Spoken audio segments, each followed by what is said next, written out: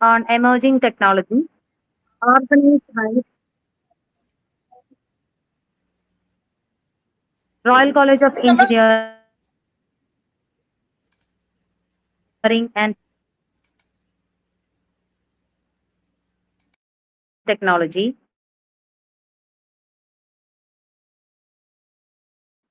We are gathered here to exchange Hello, Srilakshmi. ideas There is a we are not able to hear you. Your voice is breaking. Hello, on Srilakshmi, your voice is breaking. augmentation Hello, of Srilakshmi.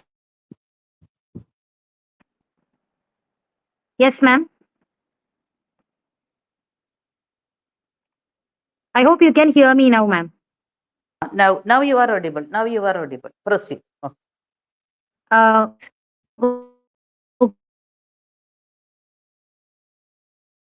Okay, then I will technology. My voice is Repeat not it once audible. more, ma'am. Excuse me. Is it audible now, ma'am?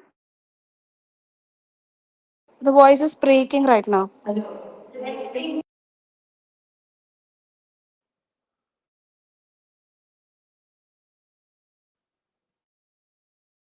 okay, now you are audible. Just try.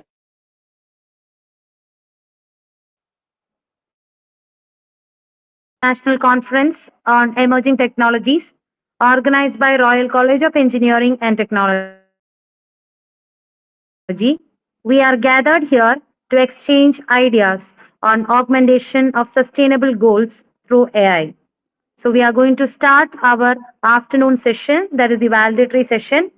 Now I welcome Najia Abdul Rahman of Department of Artificial Intelligence and Data Science to give the welcome speech.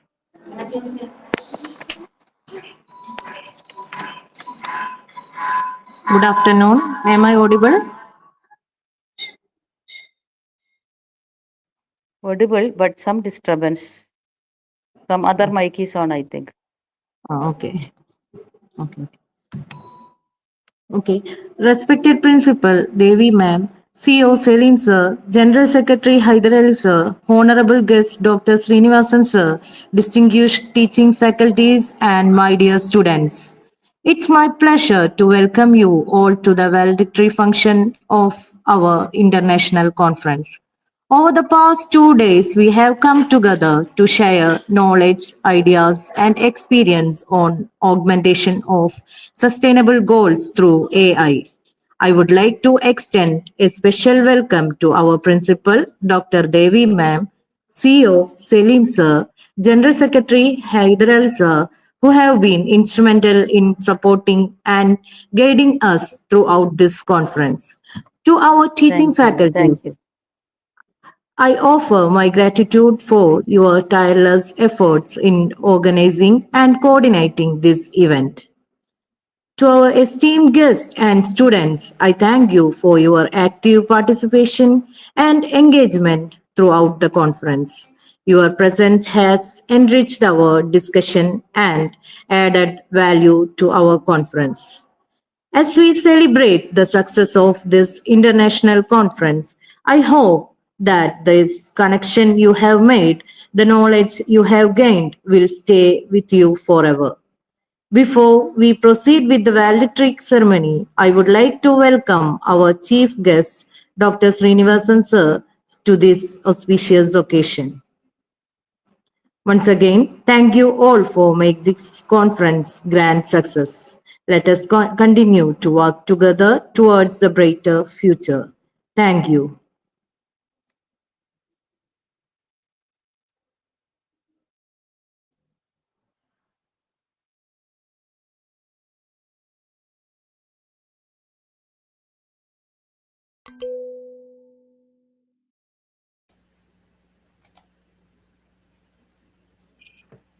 Is it audible now, ma'am?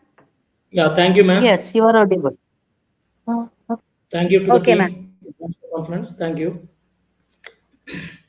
Okay. Uh, Well, this Now we'll be having an Now we'll be having an expert talk from Dr. Srinivasan K, Assistant Professor of Department of Forest Resource Management and Head of Department of Remote Sensing and GIS in College of Forestry, Kerala Agricultural University, Thrissur. Sir completed the Masters in 2006 and his PhD in 2013 and joined as an assistant professor in Department of Forest Management in Kerala Agricultural University in 2013. Currently, he is also a head of Department of Remote Sensing and GIS. Srinivasan sir have published in many renowned journals and conferences and reviewer in Journal of Tropical Agriculture. He is also a major advisor for many PG and PhD students. We are privileged to hear from you, sir.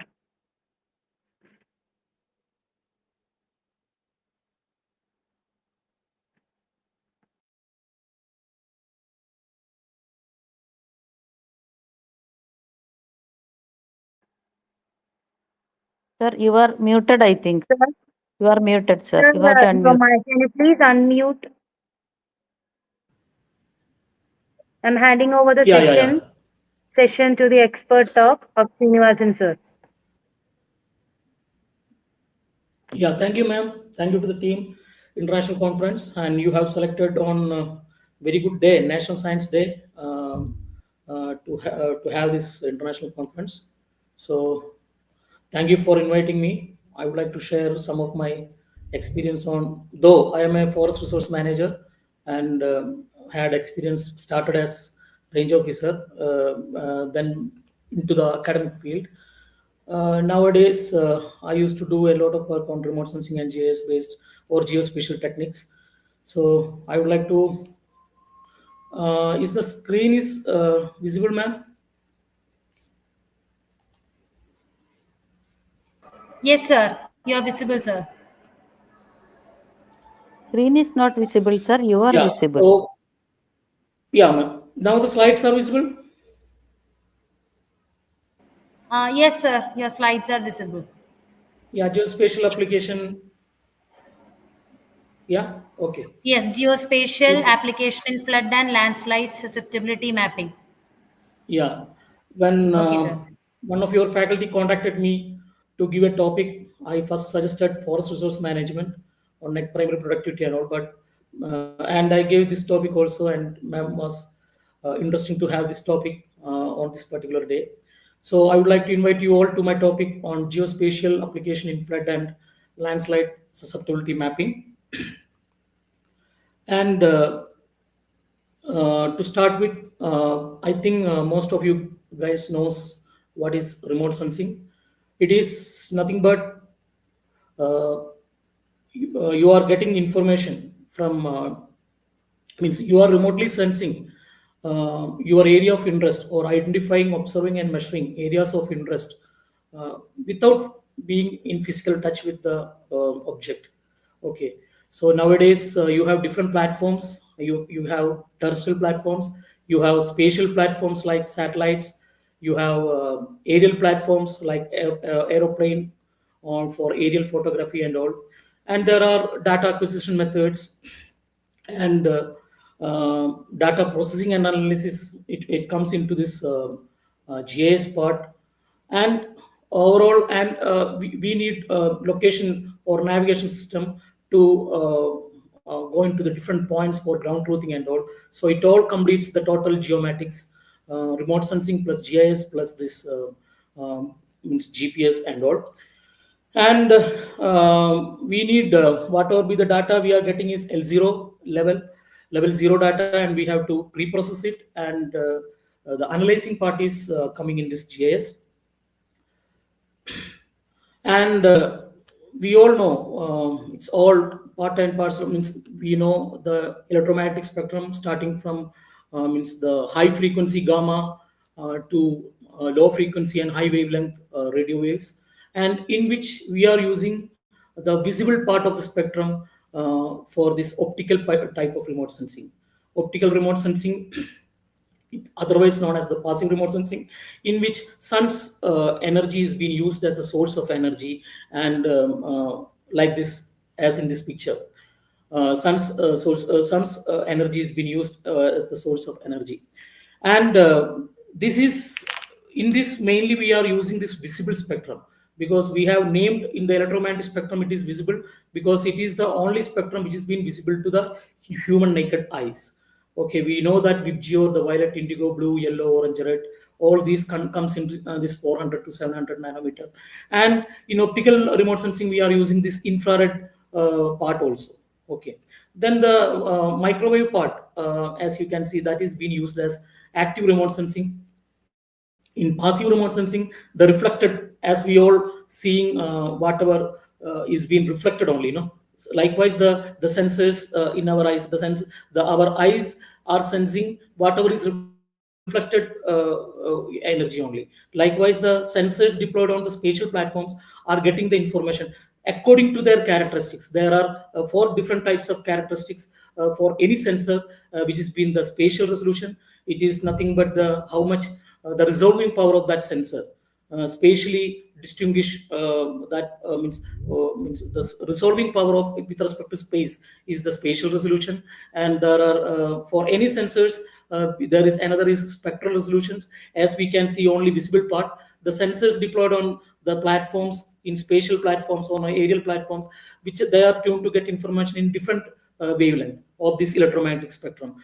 So accordingly the spectral bands also, or the channels will be also, number of the channels will be more, and that much information can be available for that sensors. And there are radiometric resolutions, as the name indicates, measuring energy, the radiometry. And the radiometric resolutions in terms of the energy levels, the quantum levels, it can be in terms of bits. Okay, some of the sensors are having 8-bit data, like the thematic mapper and all, and some of the map having more than 2016 means 16-bit data, 2 to the power of 16. So that much energy levels can be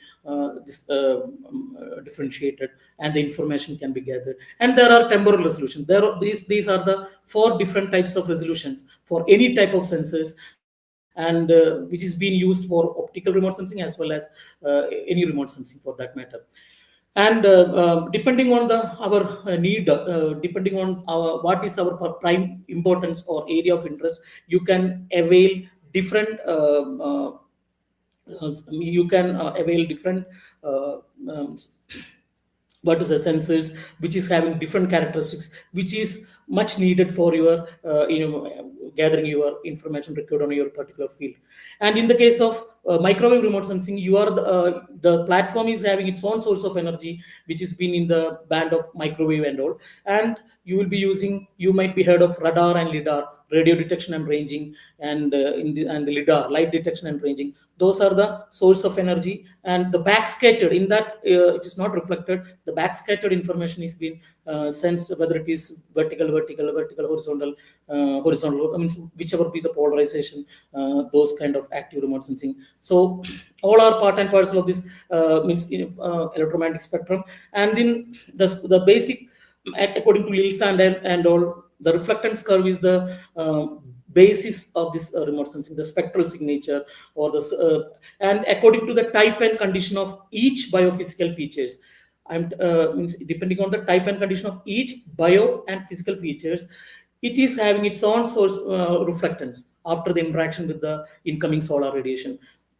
Some may be absorbed, some may be transmitted, or okay, scattered, and all those things. Whatever be the interaction happening, whatever, and then whatever is reflected, it is being sensed. And you can see in this spectral reflectance curve, the green one is the vegetation one. As I'm from a forestry background, this or natural resource manager means management, and this is the green curve is the reflectance of the vegetation, and the dotted one is the soil, and the blue one is the water body. So this is the basic of the any remote sensing technology, in which we are the reflectance, whatever is in the optical, especially in the optical remote sensing and all, whatever is reflected is being sensed by the sensors deployed on kilometers away platforms, on spatially or on aerial platforms or whatever. Okay, or even nowadays terrestrial platforms you have. Okay, and nowadays unmanned aerial vehicle drone technology is also there. So there are different ways of platform. So depending on the types of the platforms, there are different types of remote sensing, and there are the source of energy, the different type of remote sensing. Okay, then number of bands used in hyperspectra and all, hundreds of bands are there. Okay, so different types are there. So in this case, you can see that the low reflectance in the near infrared band and the high reflectance in the blue band. High reflectance in the, for example, in the case of water body, you can see that in NIR means 0. 0.7, near infrared means 0.7 to 0.9. In that part, you can see that it is very having low reflectance. When you keep a mirror on above it, and whatever is seen on the other side is the whatever is absorbed or whatever the interaction happened. After the interaction, the energy, whatever be the interaction, it is at the incoming source of energy is having, depending on the type and condition of each biophysical features, like water body, vegetation, urban area, urban built up roads, or the soil or bare soil, whatever be the this thing. After water body will have different interaction for the incoming solar radiation, because of the photosynthesis, whatever is happening for vegetation, it is having, as you can see, we are using the blue and red band for the photosynthesis. So you can see a dip in this blue and red band in this means in the spectral reflectance curve of the vegetation. Okay, because photosynthesis use this blue and red.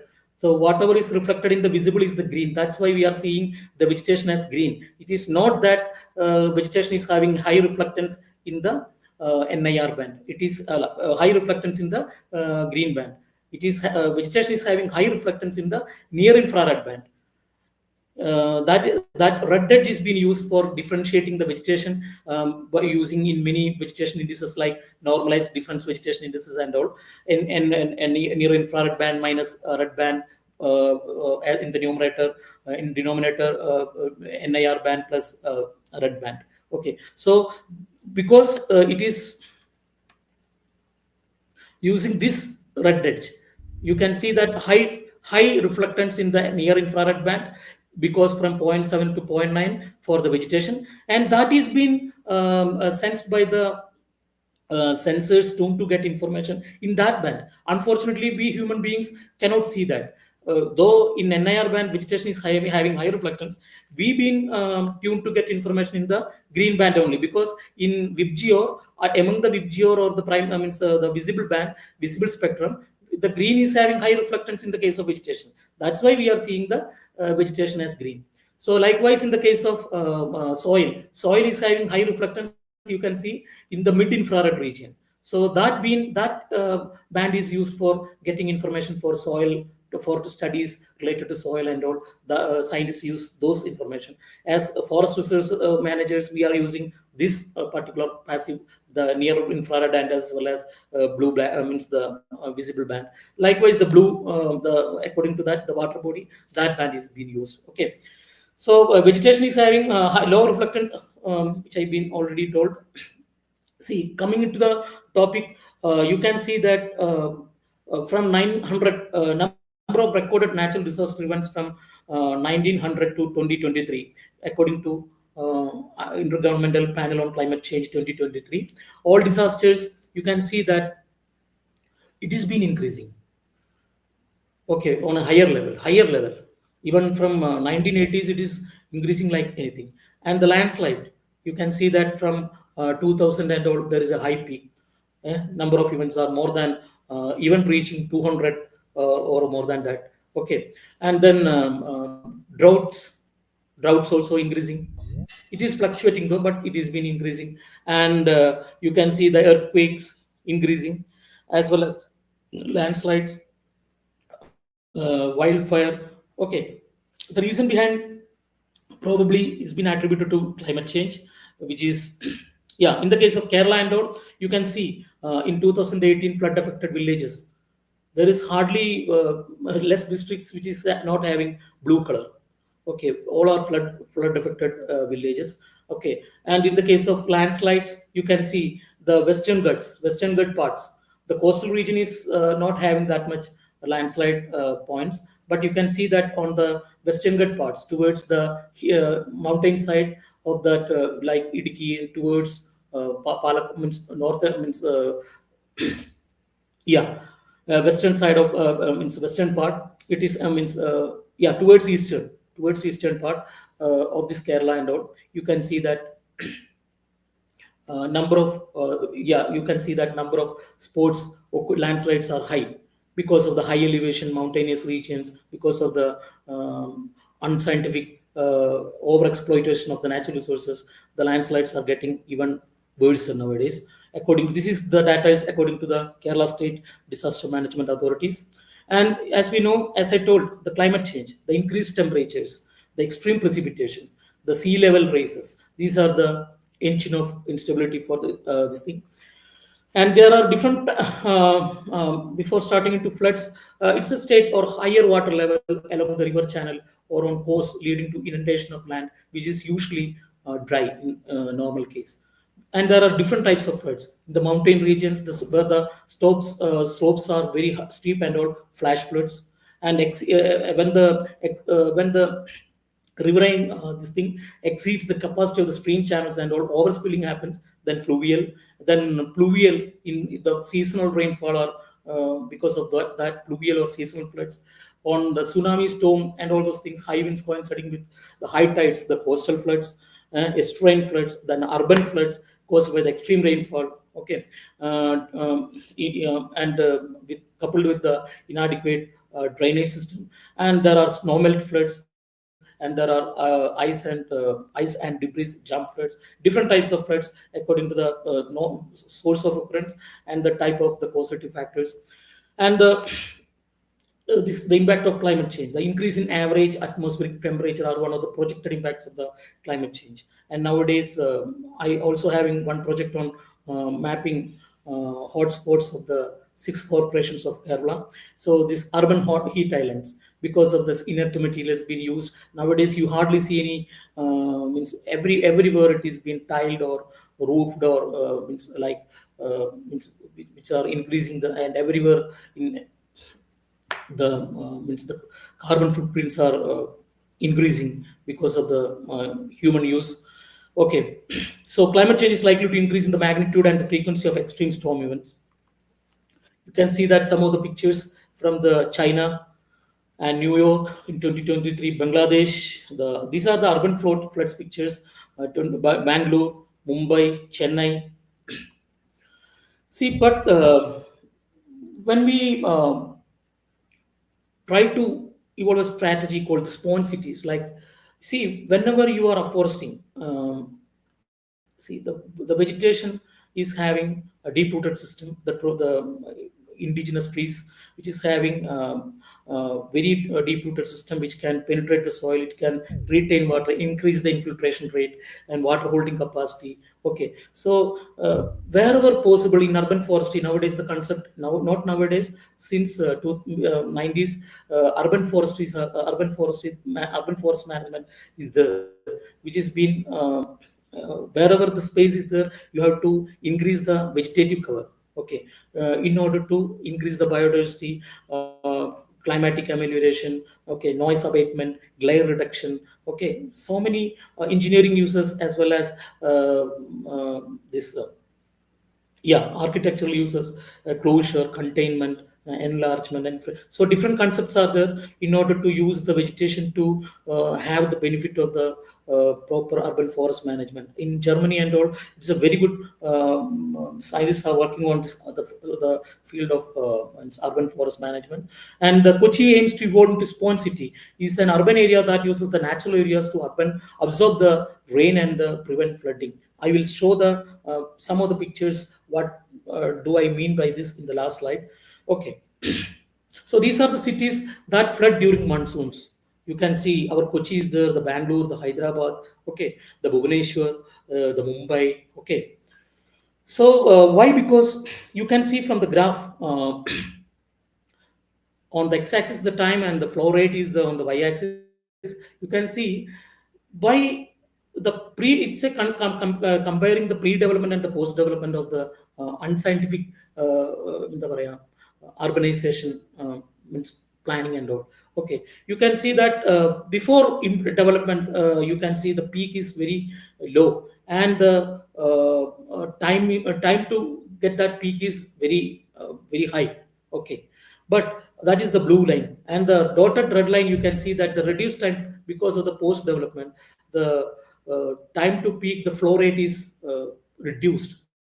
So pattern you can see that the flooding and all those because of the unscientific drainage system. Okay, otherwise inert materials being used or impervious surfaces and all. You can see, I hope you can see this picture in the bottom, where in the natural ground cover you can see that the runoff is reduced less 10%.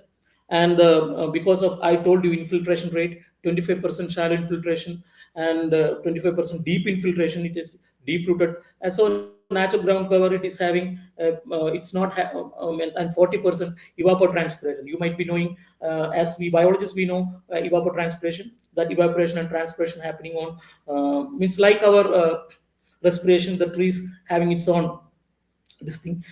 So that evapotranspiration okay, photorespiration, we do call for the plants and all. So this is evapotranspiration. The plant, the water is evaporating from the trees.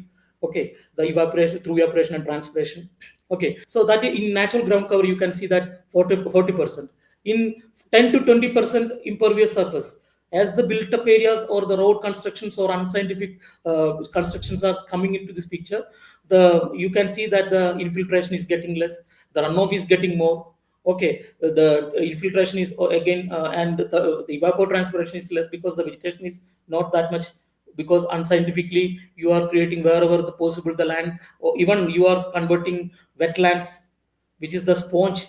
See, because of converting of wetlands only in Delhi, Mumbai, and many of the cities, earlier we had very good wetlands, where it used to act as sponge, the water body, attracting a lot of water birds. Okay, even migrant birds across the globe. Okay, nowadays all are converted illegally to construction sites, and nowadays the government is strictly monitoring it, but still it's happening. And because of this convention only, many of the cities are flooding in without no time. It is having because of that. If there were wetlands and or those sponge means to absorb the water and all, and if we had the very good drainage, there will not be many floods in the any cities. So you can see that in the case of 75 to 100% impervious surface, there is only 10% infiltration. And because vegetation is less, even less percent evapotranspiration, and only because of these impervious layers, only 5% deep infiltration. So that's why this water is in the, you can see in the this and creates the flooding. So urbanization often results in the construction of impermeable catchment and increase the flood peak by order of 1.8 to 8 times. So this is you can see the Kerala fatality in 2018. You can see 433. Okay, and monsoon rain excess means the undulating pattern you can see. And in 2018 itself, the deviation you can see from that flooded period 1 to 19, deviation was 164. Okay, from the normal, according to the Kerala State Disaster Management Authority. So in this means as a background, now I would like to give you one means the remote sensing based approaches, which has been used to have a good idea, not the perfect one, but to have a appropriate means to plan accordingly. But means you can take pertinent measures if you can map the flood or landslide areas prior to not at the time, but prior to much earlier to the event happens. So there are different methods like analytical hierarchy process, which has been used in many fields like health sector, business sector, different fields. It's these HPs, engineering sector, different places it has been used. Analytical hierarchy process, in which it is a combination of mathematical as well as the psychology, means psychological methodology is being used, in which you are dealing with different experts, different stakeholders, and and you are getting the information of which criteria is to be given more priority for a particular event to happen, whether it is okay, that we will see in the coming slides. So experts assign weights to flood or landslide related factors, elevation on slope or rainfall, or the fatality good nearness to water body. Okay, low elevation, all those things. And the factor ranking, each factor is ranked based on its contribution to the flood susceptibility. And finally, by weighted overlay analysis, the susceptibility mapping spatial model combines weighted factors to create a map of flood susceptibility, highlighting the high risk areas. The another method is the frequency ratio. You are going to the old data sets, historical data sets, the flood occurrence data, and analyze to determine the frequency of the floods. And that information is been, it is a probable, very good indicator of the probability of flooding for each land cover category. Yeah, particularly, say for example, in one particular land use land cover, this, and in that particular zone, it is happening over the years. So you can expect that this area is prone to landslide or flood or whatever. So those frequency ratio studies are also is there, and there are nowadays, as your conference is on artificial intelligence, the machine learning approaches are there, in which a statistical model predicts the flood susceptibility based on the set of input parameters. Okay, decision trees has been used, random trees, random forest. Okay, support vector machines and different analytical. Means ANN network, artificial neural network. So the tree-based model identifies rules and patterns in the data to classify the areas into flood prone and less prone areas, then artificial neural network and support vector machines. So these are the machine learning approaches, which is a part of artificial intelligence, and in which it's a powerful model that separates flood prone areas from the non-flood prone areas based on the hyperplane and the data.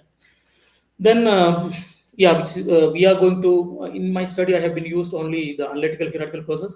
Actually, it has been it is better if you are using different stakeholders and you are taking much time to get the information. For example, if landslide is happening in a forested areas, you have to go to the forested department, you have to go to the agriculture department, the irrigation department, the different departments, and the farmers or whatever be the forest dependent community or all those things, and you have to get information which is what is the main cause for this particular that is one method. Or else you can go for some of the studies published in very good journals based on this, for example in Western Ghats and all, which are the factors influencing landslides in that particular area, which are the factors influencing the floods in that area. So that is another method. So it's a heuristic method, it's a practical approach method, though it's not 100% perfect. So have factors, but you can get a very good outline, which we got in our when we conducted studies. Factors are prioritized based on their contribution to landslide risk or the flood risk, and weights are assigned to factors reflecting their importance. Scores are calculated for each location, yielding a susceptibility map. So these are the different methods being used for the susceptibility mapping: analytical hierarchical process, frequency ratio, and machine learning. And in machine learning, we require significant computational resources, and you need very good. Yeah, nowadays Google Earth Engine also is being used for to get the information, to process the petabytes of data sets and all. Okay.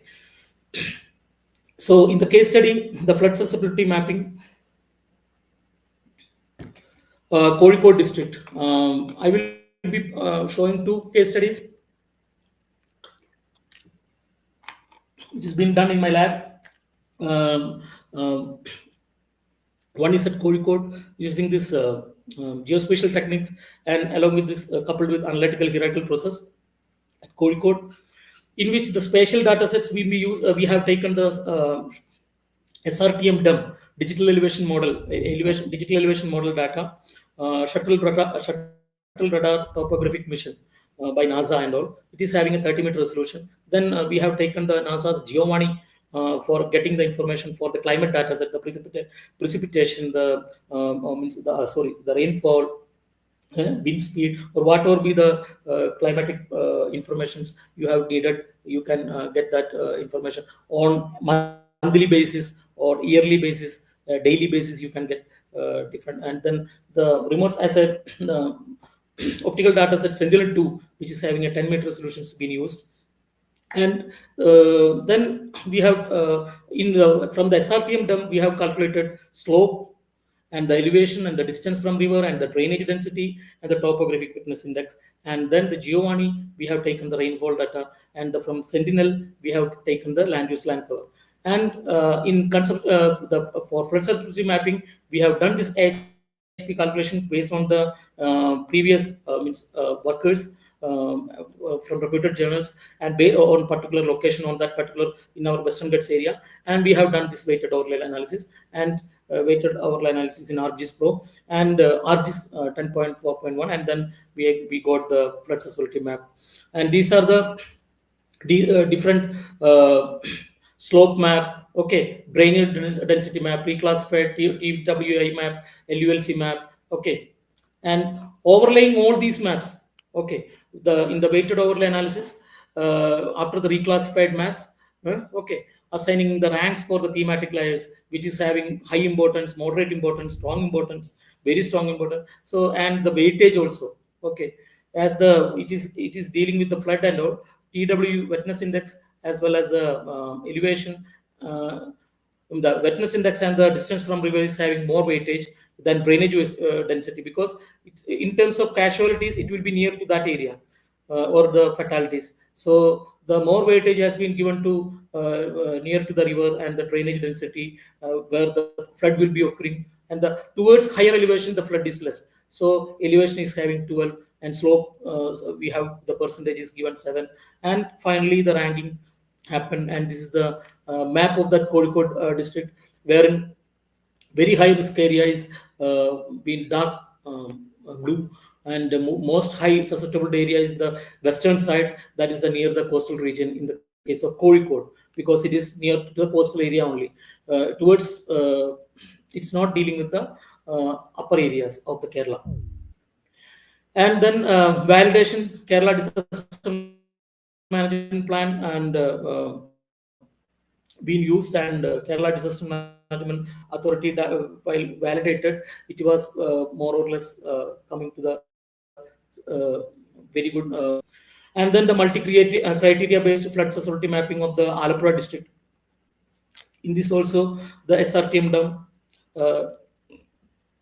Giovanni datasets and is being used, in which after the HP calculation flood susceptibility map for the Alapati district happened, in which we have used the data sets of the 2018, because we want to know whether in 2018 in that particular district means through HP process whatever we did is right with the already data published data sets. So we did for 2018 year, and these all maps these are different layers. These all are see the you can see that reclassified rainfall, reclassified TWI map, slope map, okay, elevation map, drainage density. Okay, these are different maps, and these different layers being ranked based on this weight, the percentage, weightage of the factors. As the it is elevation is given as the in that particular study, elevation has having more importance, because Namkarayam Alapura means the Kutnad, all those things, Mavelikara, Chenganur, all those plots. So elevation is it's low lying. Okay, so it is having more influence, slope and distance from river, all having different weightage. This is being calculated based on the HP calculator software, and then in we got a very good result of north in the northern as well as southern region are showing high risk of flood susceptibility of this Alapi district, which has been validated using the NCSS, National Center for Earth Science Studies 2010, and which has been we got very good correlation means NCS of 2018 datasets and all. We got very good correlation means whether we have the same areas like the north, like Mavelikara, Chenganur, and all those parts, there were very high means flood occurred in 2018. So then, and this work has been published in recently in the Science Congress also, and got the best poster for this work. And the landslide risk zone action mapping of the Nilambur Taluk. You can see that for example, in landslides, you will give more weightage for elevation like the slope and all, because the more the higher elevation, the high risk of the steep slopes, the more chance of this one happens. Low elevation having high risk for the flooding. Low elevation areas having high risk for the flooding and all. So based on that, we are giving the weightage. Landslide risk zonation mapping. For example, we studied the Nilambur Taluk, in which the study aims to assess the applicability of the geospatial technology based slide risk of Nilambur Taluk, Malappuram district, to create and reclassify thematic layers, as we have seen earlier, of causative parameters, and to calculate the weightage of each causative parameters rank and using ranking, rating, and IHP methods, and to generate landslide vulnerable zone maps finally. So similarly, the methodology is having the spatial data sets from Allos Pulsar DEM, and it's not SRTM DEM, and then Giovanni and then Sentinel data sets, and non-spatial data from the I think, yeah, open source street maps, yeah, transport network, non or Divagis. We got that information, and then from the DEM data, we calculate the slope, elevation, distance from river, and the Giovanni we have taken the rainfall. The Sentinel 2 we have taken the LULC and lineaments. Okay, and then multi-criteria distance analysis has been done, like the ranking and rating and IHP, and finally we produced landslide maps, in which these are the parameters. You can see that the high rainfall in millimeter having scale 1, and land use land cover with free is 1, slope less than 5 is 1, more than 45 is 5. Likewise, the scale is given, and 8 conditioning factors, in which the slope, the rainfall using interpolation method, and the land use land cover, and digital elevation model, transportation network, landslide lineaments, soil texture, distance from river. These were the factors taken for the study, and we got after this multi-criteria decision analysis, after ranking and all, which are the factors through AHP process and all, we could know that which are the factors contributing, or which has to be, which factors to be prioritized. And obviously you can see that elevation is having higher, you can see that slope, yeah, slope is having 35, which is directly correlated with the elevation also. So elevation, slope, and rainfall is contributing more to the particular landslide, which is given accordingly the weightage.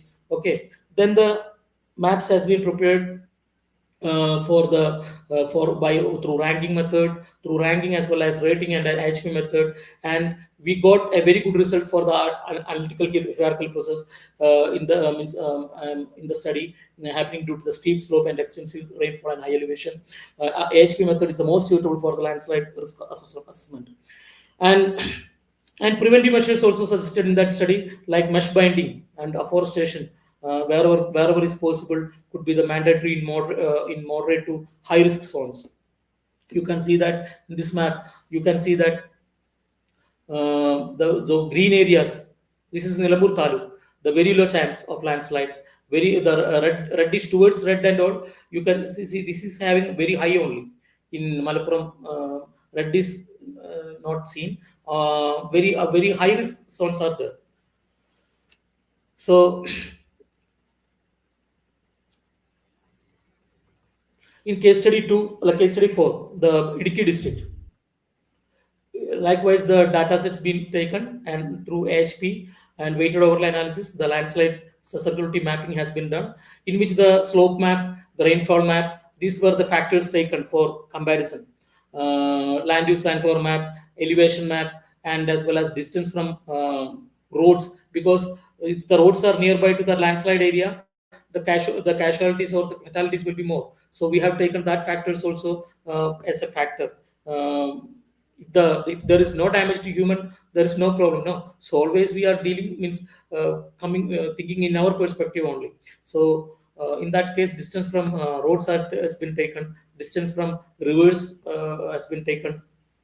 So in the final maps, we could see that moderate is the major, means moderately susceptible area is more in the Lidiki. And when I show the earlier maps, no, Idiki district is having highest number of occurrence of the landslides in the Kerala.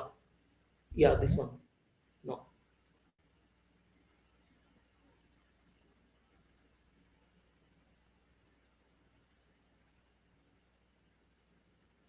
You can see this Idukki district, which is having highest number of hotspots of these landslides in Kerala, and that's why we have taken that district for this case study.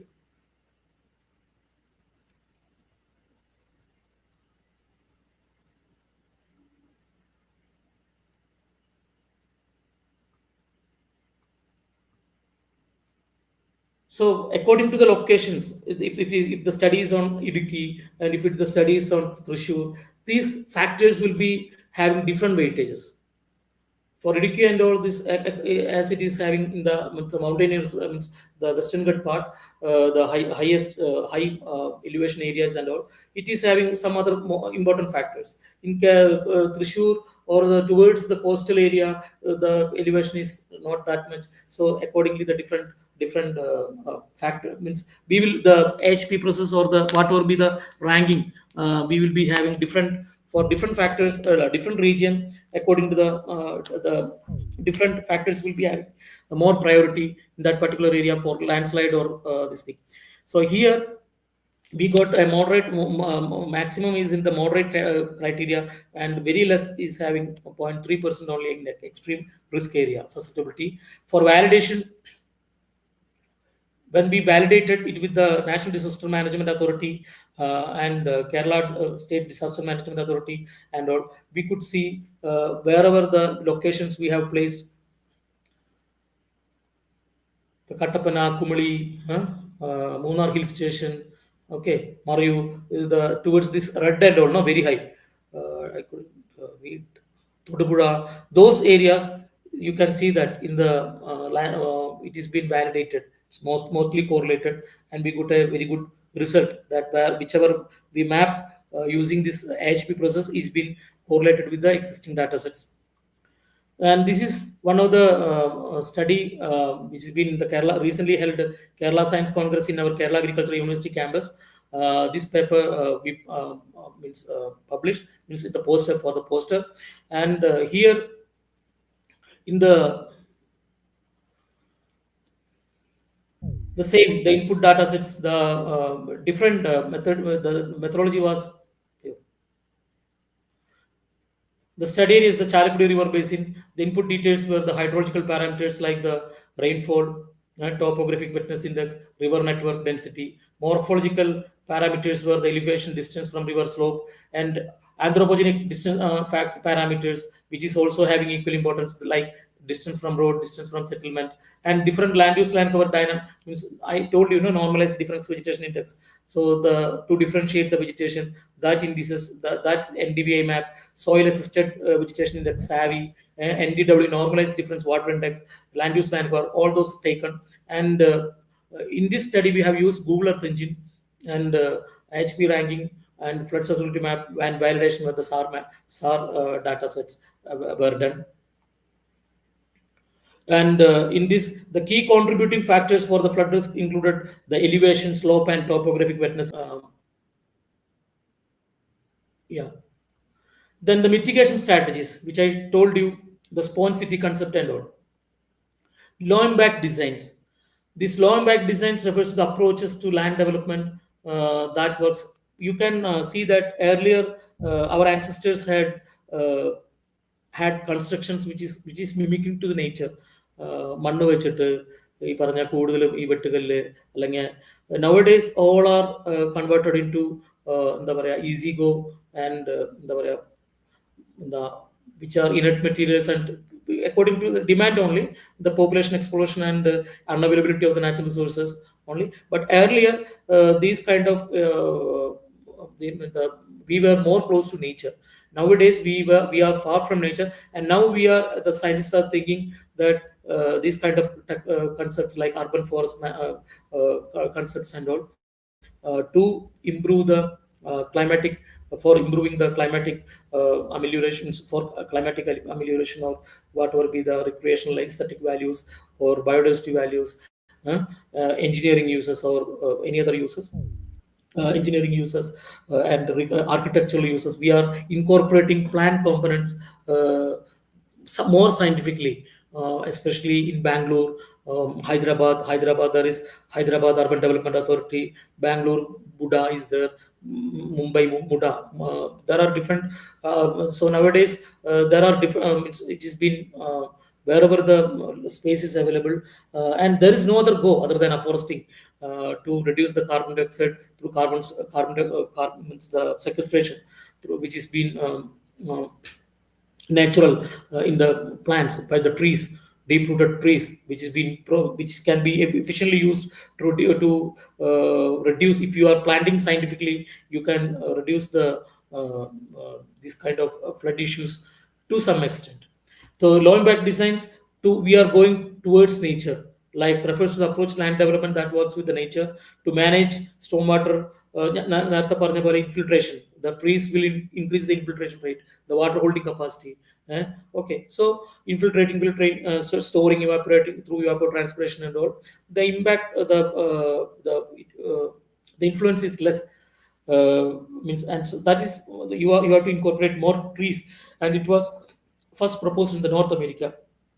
Reduce its benefits are reducing impervious surfaces. You are to reduce this to go towards nature, and managing runoff and rate of duration, and improves water quality, mimicking nature and reducing the pollution. Okay, air pollution, noise pollution, it can be reduced by proper placing of the trees, and glare reduction. All can be done by proper place. Even for traffic control, now the European countries and Western countries are using these trees, indigenous trees, and but the only thing is they have to. It should not be like a samanya saman or rain tree. If you are keeping that, it is not, the branches will be broken at any time.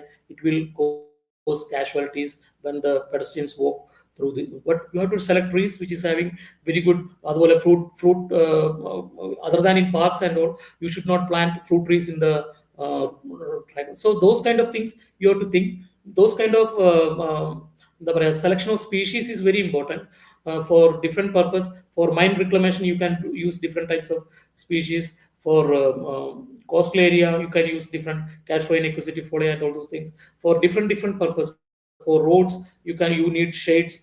So overall evergreen trees can be taken, indigenous evergreen trees which can give shade throughout the year. So those kind of concepts you have to think of, we have to think of. So low impact designs, detention ponds. Earlier there were, I told you that in Delhi and all, very big areas. When we if you can classify the historical images and the recent images of the Delhi or the Mumbai and all, you can see that lot of water bodies in the earlier 90s or 80s Delhi, and you can see that drastic reduction of the spawn, means the water body, means the wetlands and all in this present metropolitans or cosmopolitan cities. The porous pavements, there should not be, the water should penetrate, so that there should be porous pavements, grass swales. എന്താ പറയാ, ഈ through ഗ്രാസിന്റെ ഒരു law to collect the water from the എന്താ പറയാ, from the roads and all. Then infiltration trench, then rain garden, green roof, all those concepts nowadays in Western countries and all is getting attention. So these are some of the studies on effectiveness of low impact designs, practices in the reduction of the flood peak and volume. Thank you, ma'am.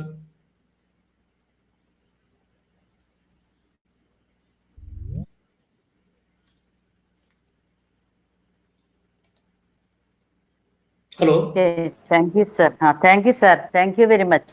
Actually, while we are hearing about the flood and landslide and all, immediately we used to think about how to help them with physical facilities.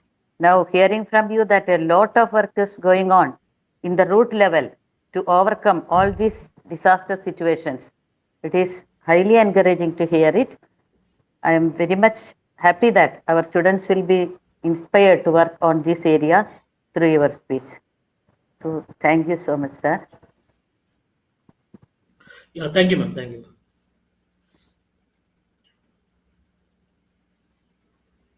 I hope I have not taken much time. I think it's 3:15. Now, if any students have any queries, you can ask.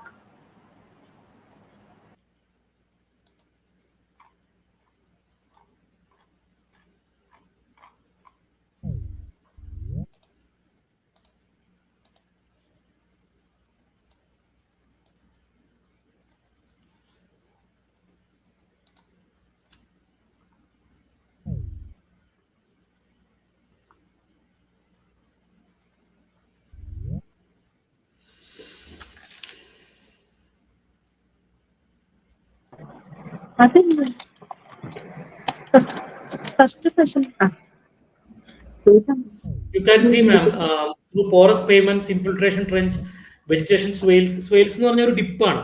It's a dip, and grassy dip. Then in swales, bioretention pond and all. Reduction of flood volume up to 18%. So those kind of, and these all are the studies are recent only. Sang et al., retention tank, grass whales, and green roof. These are the grass whales, no, which been shown. And in our cities and all, even the drainage system is not so clear. This is more to nature kind of say the drainage facility. In our system, the concrete, the this drainage network is there, but it's not so scientific. That's why in Cochin and all, the sudden floods are coming within a short span of even in hundreds of millimeters of rain. It happens. So many studies are happening nowadays for the effectiveness of these kind of concepts or incorporation of these urban forest concepts to reduce the to mitigate the floods. Sir, actually, Yeah, in Kerala itself, overall in India itself, most of our cities are not planned cities. It was just yeah. randomly we developed, and we just stayed somewhere and just developed, isn't that? So drainage It's not like facility. that. It was planned only, but but what happened ultimately was due to the overexploit means the increasing population, and most of the population is moving towards the cities for job and education. All those their facilities. Nowadays, wherever the lands are there, I told you, know, in Delhi, Mumbai, and all, even the natural ponds, whatever the water bodies, all has been taken to these illegal these constructions. Mafias are there, land mafias are Record, there. They are constructing they are converting the lands, according to the natural according to bodies. Yeah, so please. yeah. So actually, according to this one, a proper planned cities are Pardon, madam.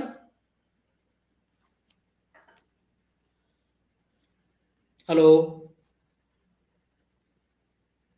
Sir, actually, we consider the Navy, Mumbai, and all as our planned city, isn't that?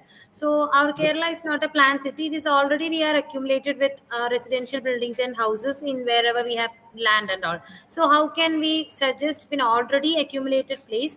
How can we suggest some methods to improve the drainage system so that the water we can avoid the floods and we can take this water to the its destination place?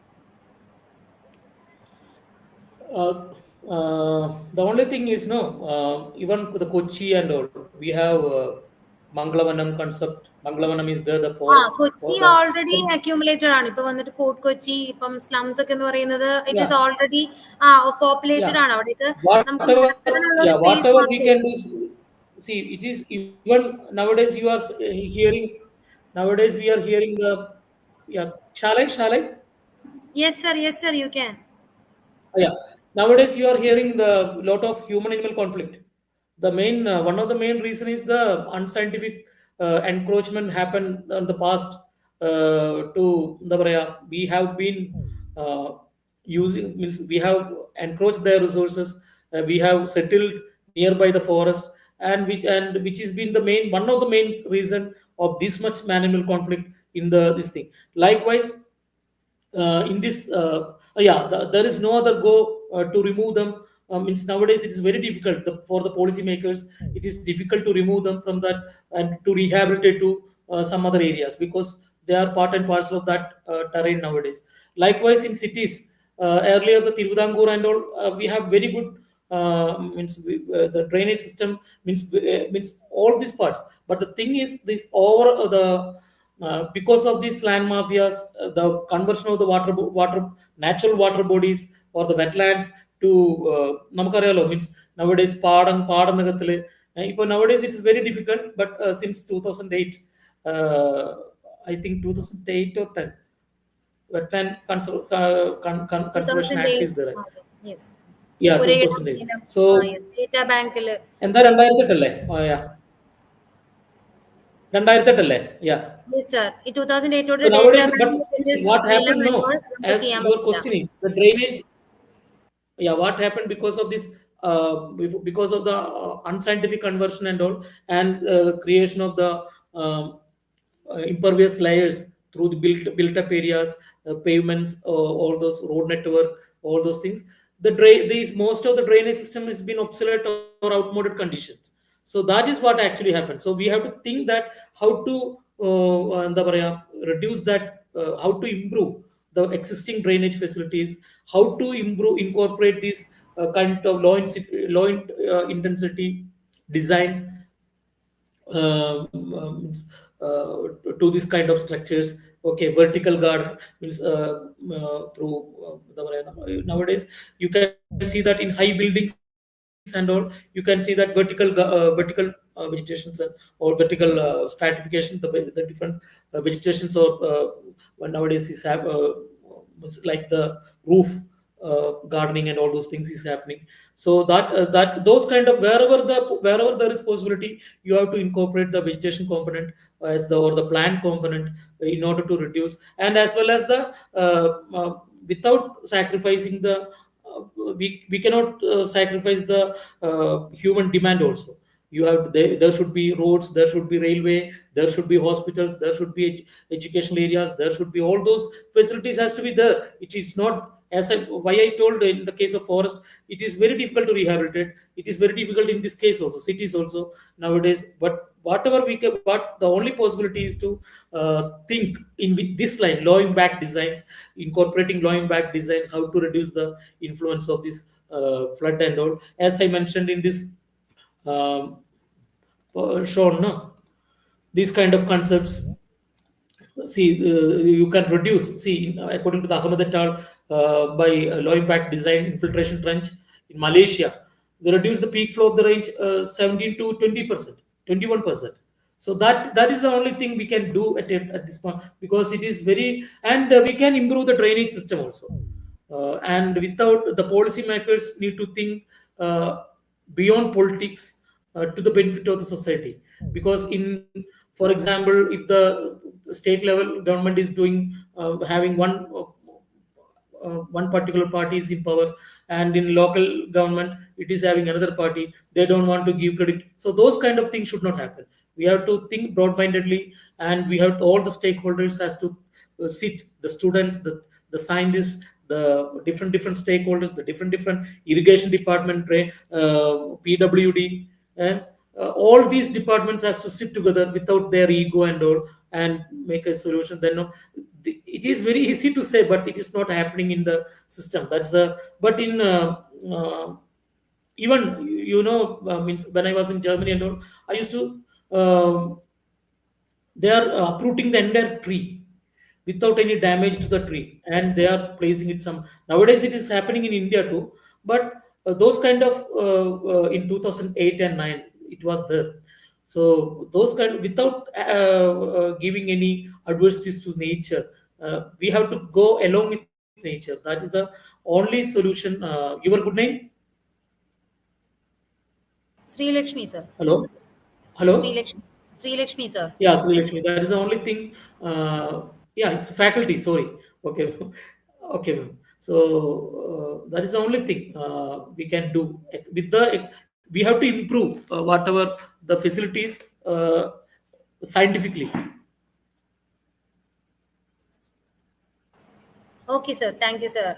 Actually, what are the methods you have provided, the infiltration trenches and all, that we can take a porous payments and all, that you can implement as an idea to reduce the drainage systems.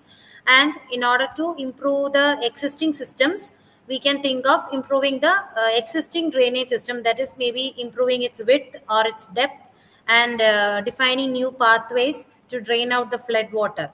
So, is Yeah, there any? ma'am, you can see that in this table. Yes, sir. In Okay. Lee et al, they have used detention pond. These all depends on the location. It is location Okay. specific. According to your need, Understood. you are constructing. So detention pond in the China, and one study porous pavements, and because in that location they have found that one because it's useful. So in Italy, so if accordingly according to your need only, you have to think. It's not generalized. You can see that in this table, different scientists from different countries or across the continent, they have used different methods, and you can see that in the with the retention tank and grass whales green roof in China, reduction of runoff volume by nearly 50%, and flow rate 67.29%. So that much effective according to the location, according to your you have to use the technology.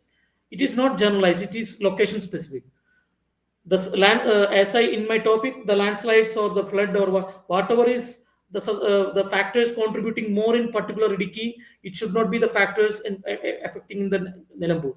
So we have to study in regional or regional scales or different scales, location specific studies has to be needed through the help of the means the best approaches happening over this, as your artificial intelligence machine learning algorithms have a very good use nowadays for handling enormous data sets in no time. So those kind of technologies, so you have to map everywhere, means which are the susceptible areas, what all are the solutions. We have to think what are the kind of technologies can be used, or these kind of urban forest concepts, vertical garden, vertical forest, or different concepts you can use, and which according to the slope and aspect, according to the northern aspect or the southern aspect, southwestern, northwestern aspect, according to the sun angle, where should be plant, what kind of trees to be planted, all those things. If we can do, then we can reduce the impact. Not we cannot എന്താ പറയാ, surpass that, but we can reduce the casualties or fatalities or whatever. Thank you, sir. So, sir, can you please close your PPT?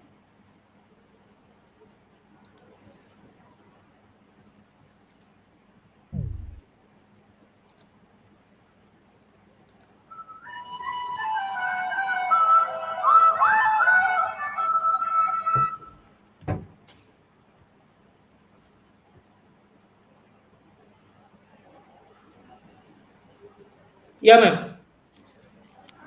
I hope you can see it. So, as a sir, thank you, sir, for joining with us as a part of certificate of recognition. Thank you for sharing us with a lot of ideas. Thank you for your great valedictory speech and all. Thank you, sir. Now we are moving on to the next session, that Yeah, is a thank you, prize ma'am. Thank you, ma'am. distribution. Okay, thank you, sir. Next, we are moving on to the prize distribution. Thank you, ma'am.